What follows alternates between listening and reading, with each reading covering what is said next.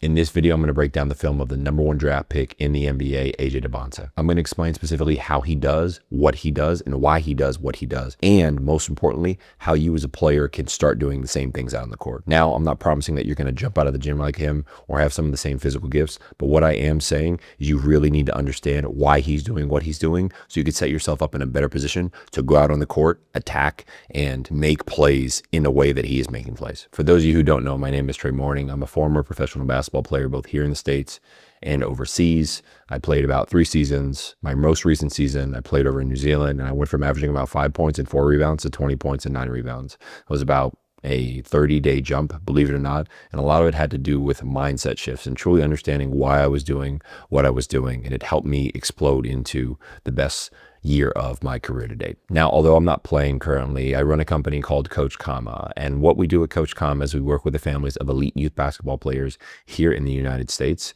And we help these families develop confident and decisive players. And we help you as a parent cut through the basketball politics and you as a player grow in your IQ and help you understand why you're doing what you're doing. I see so many parents complain again and again with the fact that their son or daughter is not getting properly developed. Their teenager is not developing in the right way. And a lot of it has to do with the fact that not every coach is a great coach. Not every coach has the ability to explain to you why you're doing what you're doing. I'd like to think of it this way. It's essentially like giving your teenager or you as a player, you getting a bunch of different tools, right? Let's say your coach comes out there and gives you a bunch of different tools to put in your bag, right? And you think your bag's getting bigger and bigger and bigger, but you still don't know when to pull out each tool and use each tool in the given moment, right? I'm not a big fan of having a bag. I'm a big fan of having a bucket. You don't need a bag, you need a bucket. Now, as I might have mentioned before, we work with over 50 families in the past 18 months or so and seen some amazing changes. We've seen players triple, quadruple, I don't know if quintuple, but we've seen players multiplying their scoring average and double their rebounding average and other stats as well. And it really is a result of doing the mental work and helping players see things that they never saw before. Aside from my own professional career, I had the benefit of watching my dad, Alonzo Mourning. He played 16 years in the NBA. He had a Hall of Fame career, Defensive Player of the Year 2 times in a row, first ballot Hall of Famer, NBA champion, was the #2 overall pick in the NBA, 7-time All-Star. These are my resources. This is where I really pull from. The people on the wall behind me, obviously Kobe, God rest his soul, are people I have personal relationships with, right? Patrick Ewing's, the Dikembe Mutombos, God rest his soul as well, the Allen Iversons, the Dwayne Wades, the Udonis Haslam, some more than others, but still, these are my dad's colleagues and people that I grew up around and grew a deep understanding for and had the privilege to ask questions. What I'm really excited about breaking down today, as I mentioned with the AJ Dybantsa film, where this comes from, the ethos of me wanting to do these breakdowns, it really comes from the time that I spent with Mario Chalmers. I remember there was a game one day after practice, we went back to the apartments and we got done probably like 1 or 2. And I sat on the couch with him and we broke down game 6, I want to say, of the 2012 NBA Finals, 12 or 13 NBA Finals. That's when Ray Allen hit that shot in the corner. Everybody went crazy. I was actually at that game, but to be able to sit down with Mario on the couch and he told me what plays we were running and I was asking him questions and different coverages and different things that you see out on the court, thinking the game as a professional, seeing the game as a professional, I promise you, if you just watch these videos as a player, you're going to grow exponentially and see things that you've never seen before. And as a parent, you're going to learn and see things as well. One last thing before we get to the film. If you are a parent, what I want you to do is click the link that is right below this video. I give you a free guide. It's the post-game car ride sequence. Now, I know for you as parents, based off of the hundreds of conversations that I've had with parents across the country by this point, you all have a very tough time in the car rides after games, right? You have to do that a certain way, and I'm going to send you the guide to do that. I just asked for your email. You send that to me. I have a bunch of other resources that I'll send you as well as time goes on. I promise to give you nothing but value. I don't want to waste your time because I don't want to waste my time either. Go ahead and click that link and fill that out. Now, let's get to the video. All right, sweet. Let's get to it. So specifically, before we start any film, this is something that you'll see in professional locker rooms across the board. Anytime you're watching film in an NBA setting, you're never really going to listen to film with the sound on. The announcers, and I like to talk about it this way, the announcers are there for entertainment. They're not necessarily there for education. Basketball is a business, right? The NBA is a business and college basketball is a business as well. You have all these leagues. Yes, these players are getting educated, but you see this fat HBO Max logo right here. This is a freaking business, right? So they're making money off of this. and you see brand partners along the sideline, State Farm here, and all these different things. They paid money to be able to be there the same way college players are getting paid to go to these universities. So the announcers are going to try to make it as entertaining as possible for the fan watching. And if a player makes a big play, they're going to be like, oh, wow, I've never seen that before. For you as a player, first and foremost, I don't want you asking. There's two ways that you can really ask this question. How did he do that, right? How did he do that? How did she do that? You can ask it in a way where you're genuinely curious and you're like, okay, how did they do that? Or you could ask it in a way where you're like, dang, how did he do that? I could never do that myself. You really have to understand your tone and how you're asking that question, because if you ask it the first way and you're genuinely curious and you're like, okay, how did he do that, right? How did she do that? You start to ask yourself, and you start to piece together in your mind and answer the question is like, oh, they did it this way because of their footwork. They did it this way because of their body positioning and spacing and things of that nature, right? So AJ Dybantsa is at the top of the key right here. As I was mentioned before, two first things that we're going to do, we're going to mute the audio, right? On YouTube, I'm on YouTube right now, so you can mute the audio right here. And what I'm going to do is I'm going to put this in 0.75 speed, right? The reason I want to put it in 0.75 speed is because I want to be able to make certain reads a lot quicker, and I don't want it to move so quickly, and I want you to be able to see some of the things that I'm seeing as well. Usually in my community, I give players, like, they send me a minute of film, and I'm on here breaking film down for like 10 minutes. So this is probably going to be a much longer video. This is 9 minutes and 57 seconds. I don't know if I'll spend the whole time doing this, but I just want to give you a heads up.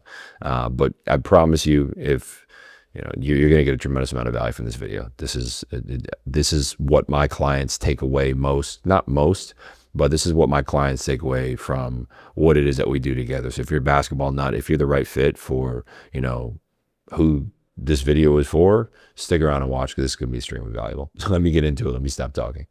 So Dybantsa's here. Anytime you see the back of the head, anytime, if you're on the wing and you can see, I'm going to take these subtitles off. Anytime you can see the back of the head of the person who is guarding you, you're supposed to cut and run to the basket. It's just a simple rule of thumb. It's just something that professionals know, right? Also, you got to be able to, in certain situations, you have to be aware this person is more than likely going to get back. They're probably not going to follow their shot. Actually, no, they're probably going to stay here. Somebody needs to be getting back, but AJ Dybantsa just goes ahead and crashes.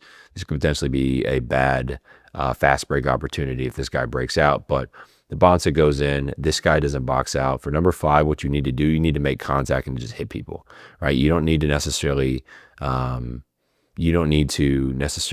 hold people and getting a jumping contest. You need to hit people, right? Give somebody a quick check, boom, pop them, hit them with your hip, boom, get them out of position, and then you can go get the ball. I'm much more concerned about displacing the person who is guarding me than I am about getting the ball initially, because if I hit them and they're going backwards, they also can't go forwards at the same time, right? So I hit them, boom, and then I go get the ball. I think that's the main thing. And then also, if you hit somebody early in the game, they're going to stop fucking with you, right? You hit somebody early in the game, they're not going to want to do that coming into the second quarter, third quarter, fourth quarter. They're gonna be like, dang, like this person is hitting me again and again and again, and I can't stand them. And I'm a big believer in this in terms of basketball. Basketball is a contact sport. You're going to have contact all the time. So what needs to happen is you need to be the one that is making the contact instead of the contact being made on you. It's really just your choice. Contact is going to happen. You pick whether you make the contact or somebody else is going to be making the contact on you. So let's see this. This is a pick and roll on the side. Let's see the coverage. First thing that we're going to notice is it's a switch coverage. Main thing that we want to do in a switch is attack the mismatch. So I haven't even seen this clip yet, but what I'm assuming is that what this is going to be is him just going ISO. Yeah, goes middle. All right, so in this situation right here, the reason I knew he was going to go ISO, and you all can do this as well if you are, creating a play or something along the lines of that. The reason you set a screen is to get an advantage, right? This is something I want you to write down. Anytime you set a screen, you're trying to get an advantage. What an advantage is in professional basketball or in any type of basketball is a big against a small, small against a big, right? So in a situation like this, you try to get an advantage. They made it easier for him because they just switched out. Number 44 is not used to guarding perimeter players. He's a center, right? From what I know. I've never seen this film before, but you can just make general assumptions in basketball across the board. It's the same way I can walk in pretty much any gym in the country and know that the majority of people in that gym cannot dribble with their left hand, right? The majority of the population is right-handed, and I assume that most people can't dribble with their left hand, which is naturally the case. I've been around basketball my whole entire life, and I can dribble with both hands very well. Not everybody can do that, and not even all professionals can do that. It's a shame. In the NBA, I see it. You don't need to be quite honest with you, but that's another topic for another day.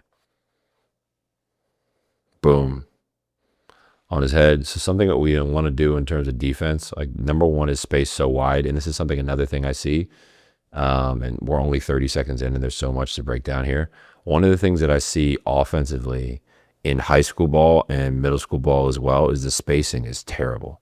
The spacing is really, really bad. It's very shitty. So what we want to do specifically, if AJ is driving middle right here, we want to have shooters spaced out here. Now you have to have shooters out here. That's the thing, right? At the college level, you have to be able to shoot the ball. All three of these guys can shoot the ball from this distance, I'm sure, in some way, shape, or form. Otherwise, they probably wouldn't be out here. Or if they can't shoot, this guy needs to be in here more and be the help. The reason this guy got blown by, my opinion, you shouldn't let anybody middle, because when people go middle, the whole entire defense collapse. Let's say this guy, it was this guy's help initially. He's the first line of defense, right? So his right foot needs to be at the nail. On most basketball courts, you're actually going to see a nail at the free throw line. It's not imaginary, it's actually a nail. So you're going to have your right foot at the nail, right? And it's going to be a line going down the center of the court while AJ is right here on the perimeter. That line, what it's going to look like is this guy here, the top of the key. So this guy does need to be here, but he needs to be dropped down the line. When you drop down the line right here, you can also see, and I'm sharing a lot of information, so you can always pause and go back and stuff. When you imagine there's a straight line going down the middle of the basket, right? This guy's right here, this guy's here, and then this guy is over here underneath the basket. In college basketball, there's no defensive 3 seconds. In the pros, you have something called a 2-9. The reason they call it a 2-9 is because if you're in the paint for 3 seconds, it is a violation. So you're in your 2-9, right? You're potentially going in and out. Maybe you're splitting the gap. You're stepping into the paint and then you step out to clear, right? If you have 2 feet in the paint, then you just step one out, you're clear, right? Or in the pros, if you tag somebody who's cutting through, you're also clear, right? If they were just outside the paint, they cut in, you touch them, you clear your count as well. So these are things that you could be thinking about. But this guy, his right foot needs to be on the line, in my opinion. That way it takes away this drive from AJ completely. He can't go middle. This guy needs to be there as well on the same exact line, but lower. And then this guy needs to be somewhat, probably splitting this, potentially even under the basket. I think if 2 guys are there, you're pretty good. Now from there, this is going to have to be a skip pass because he can't throw really a bullet pass over the top if these guys are playing with potentially not even active hands, but they're just aware of the situation and what it is that's happening, right? So all that needs to take place, and this is really why AJ was able to get by. So AJ's making a move between cross. He's just seeing what's happening, right? A lot of times you don't need to move. AJ wasn't out there trying to mix somebody. This is like James Harden. James Harden does his between cross to probe. He's seeing what the defense is going to do. If he steps this way and they shift, he can come back this way and cross. If he steps this way and sees they don't go, okay, next time I go, I'm actually going to go. Now you see AJ do the same exact thing. So let's look at this.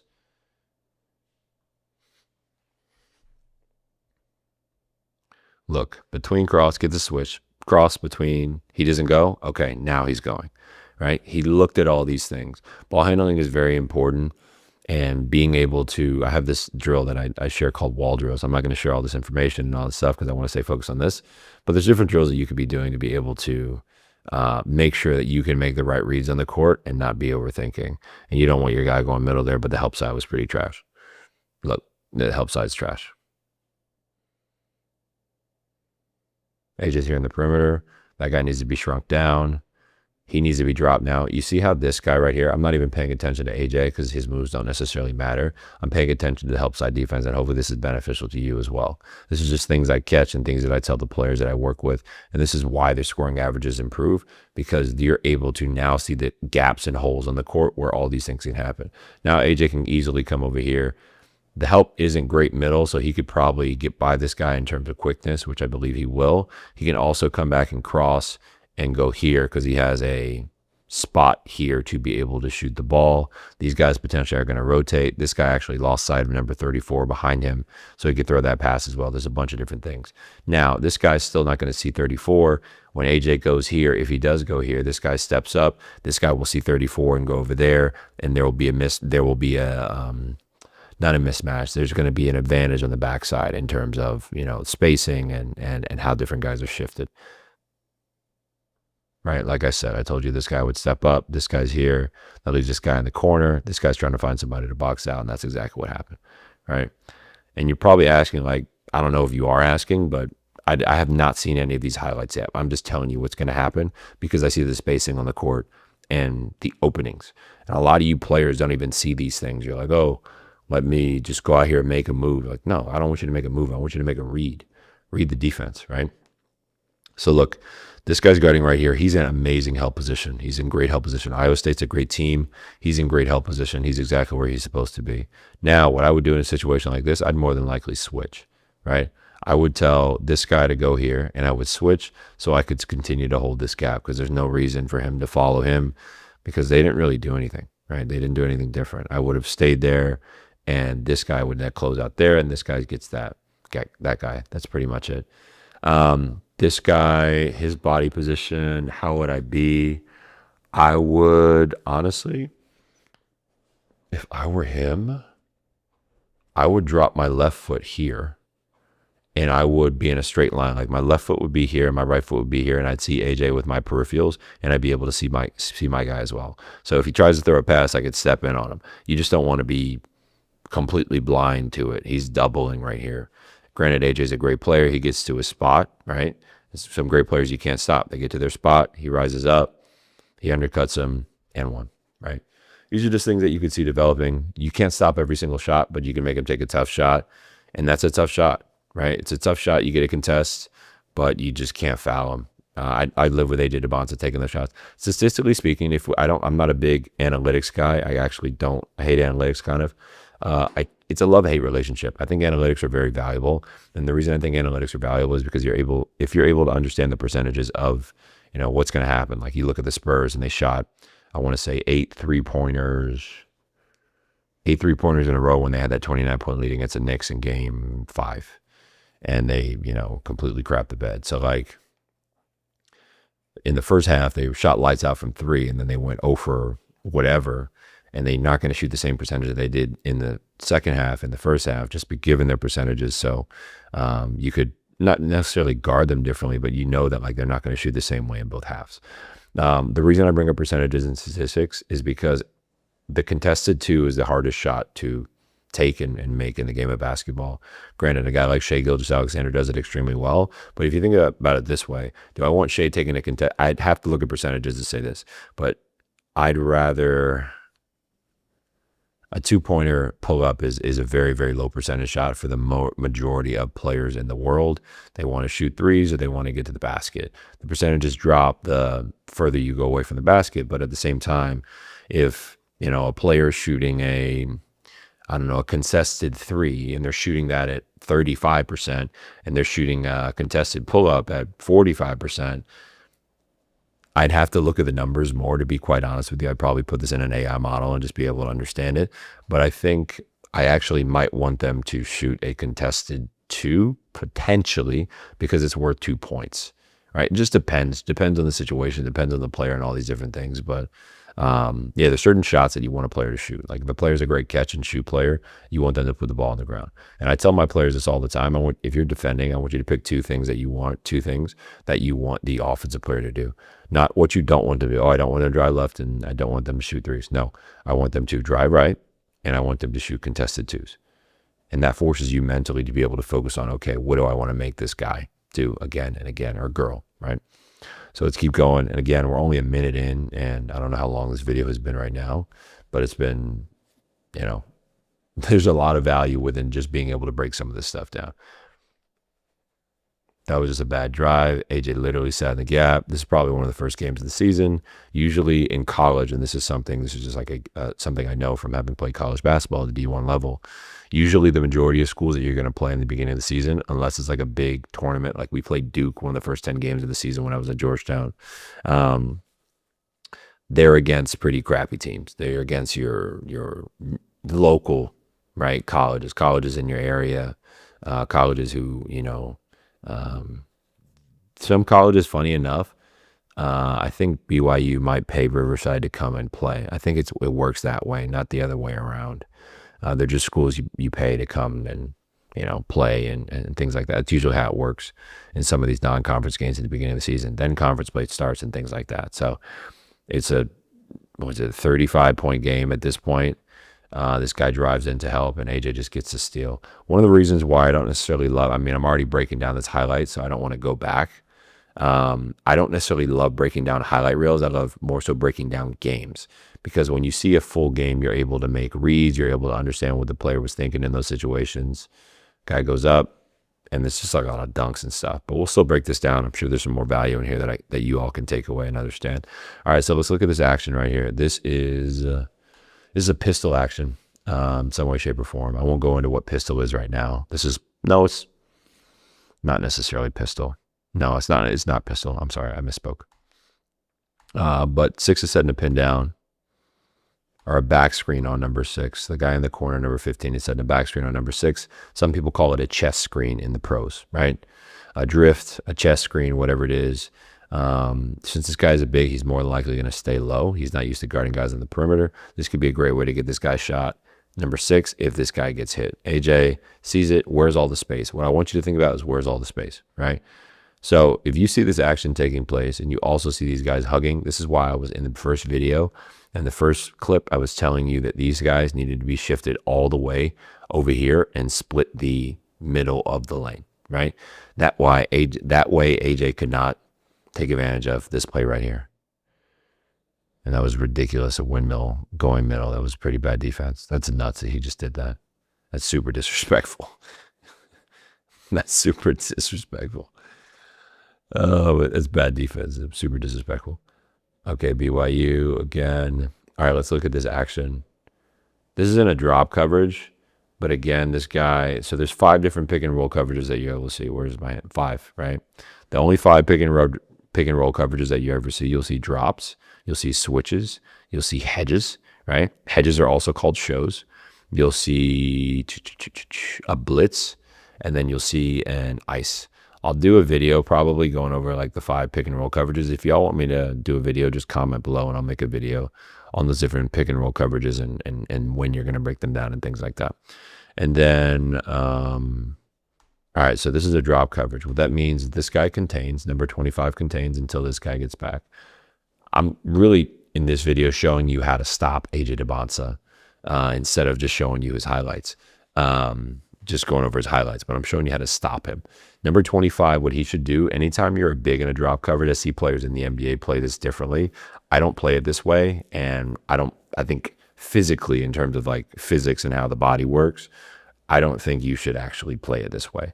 What I think is your right foot should be high and your left foot should be low. That way you're stabbing with your right, and you naturally corral them to come back this way, which give this guy, your guard, time to catch up, and it also gives you a view of this guy right here. If you keep this foot low, or excuse me, this foot high, this can happen. A player just drives by you and just gets a dunk, right? You don't want that to happen. So your foot positioning is very, very important. AJ just attacks the closeout, gets by him, and rises up and dunks on him.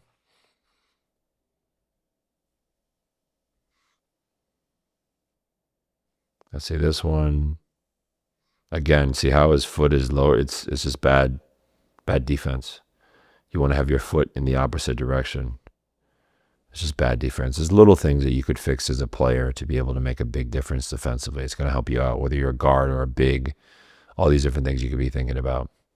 All right, AJ's on defense. They're probably just going to get a steal and go down court. He's longer than number 3, so he reaches in and gets a steal. There's different advantages that I talk about. That was a weak windmill. There's different advantages that I talk about with my clients. There's 3 that I like to talk about. One is a horizontal advantage. One is it's tough to do all this when I have a split screen. One's a horizontal advantage, one's a vertical advantage, and one is a physical advantage, right? I like to think of a shooting advantage as well, so it's potentially 4, but it's really horizontal, vertical, and physical. A horizontal advantage means that you're quicker than the person you're playing against, or they're quicker than you. So you can get by them, blow by them, whatever you need to do. A vertical advantage means that you are taller than them, or you can jump higher than them, or vice versa, right? Or they can jump higher than you. Now, last, you have a physical advantage. You are stronger than them, okay? Now, in this situation right here, AJ has it's not even just he has a physical advantage, right? It's not necessarily a strength thing. It's more so a length thing, which is technically is a physical advantage. So he gets a steal, picks his pocket, goes in, and gets a dunk. Let's see this one right here.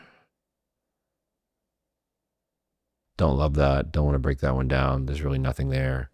2 breakdowns, just a highlight. It's just a lot of freaking dunks. Yeah, I don't absolutely love this. This is just a lot of ISO ball. This is why, I mean, it's just a lot of ISO ball.